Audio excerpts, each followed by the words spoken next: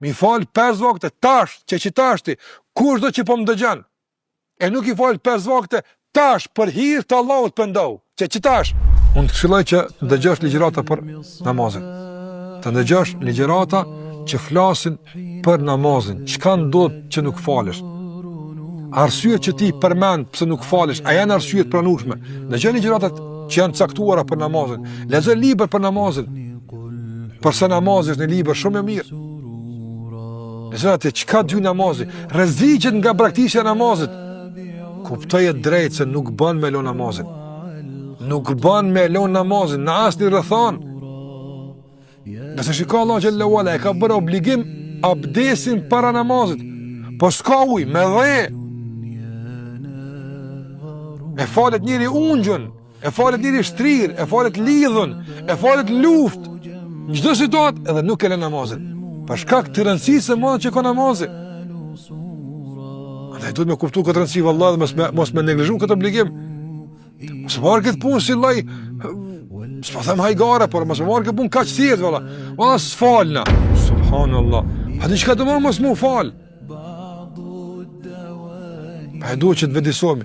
Kam folë disa herë për këtë çështje edhe në këtë emision, por në rase tjera dhe xhallat vazhdimisht flasin për këtë çështje. Duhet të vedisohemi, duhet ta kuptojmë se nuk bën pa namaz. Nuk bën.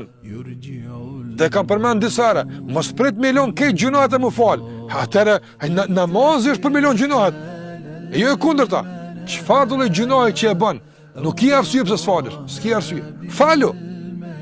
Falu dhe falu. Se kështu Muhamedi sallallahu alaihi wasallam ka porosit gjatë tërë jetës së tij dhe ka vdek I dërguari sallallahu alaihi wasallam në buzën e tij të bekuar ka qenë fjala as-sala o ummeti jam fal namazin kështu ka vdek Muhamedi sallallahu alaihi wasallam garancia më që ka namazi mi fal 5 vakte tash që tashti kushdo që po më dëgjon e nuk I fal 5 vakte tash për hir të Allahut pëndohu, që tash.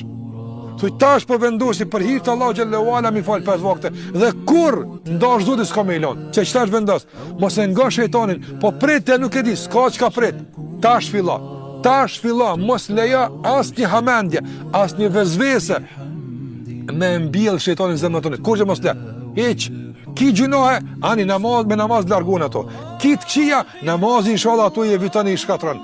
Ki probleme, Allahu të ndihmon me namaz me te kalu. Ki burçe, sprish punë, me namaz ato inshallah bi idhnillah shërohen. Ke çka ki me namaz. Nuk ka pa namaz. Po nuk I di hoç lutet e ti mësoj. Sprish punë, pa lutje falu.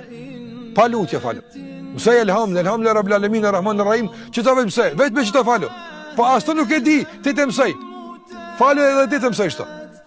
Mos prit me mësuar amen, falu.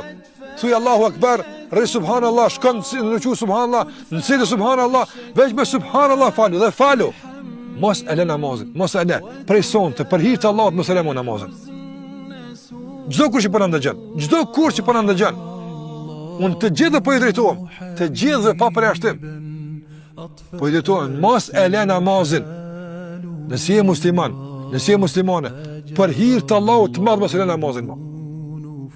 Për hir të Allahut, për hir të besimit në Zotin, pendohu që tash, mos e lë namazin më kur. Përse kjo është vepër e madhe. Vallahi namazi punë e madhe është namazi. Duhet ta kuptojmë drejt, mos ta lëmë kur namazin. Tash pendohemi, të gëzohemi me këtë namaz. Ta gëzojmë Allahun xhallahu ala me pendimin tonë. Allahun e madh lësë të gjithë ata që nuk falen, Allahu xhallahu ala I udhëzoi që të falen.